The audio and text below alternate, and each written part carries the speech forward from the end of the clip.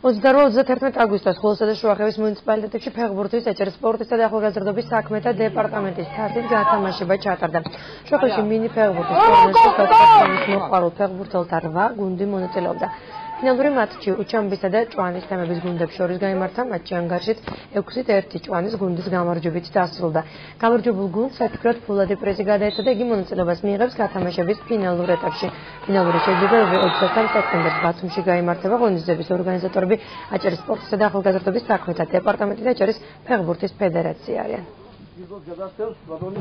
ყველა გუნდი ძალიან ძლიერი იყო და დაძაბულ ორთაბრძოლაში ღირსეული გამარჯვება ავიღეთ. რაც შეეხება ამ თანხას, ეს თანხა მოხმარდება ჩვენს ხეობას, იქნება მაისურები, იქნება დიდი ჟრიამული და სიხარული ჩვენს ხეობაში, ჭვანის ხეობაში. მონაწილეობა მთლიანობაში ჩაიარა ნორმალურად, საჯობა იყო კომპეტენტური.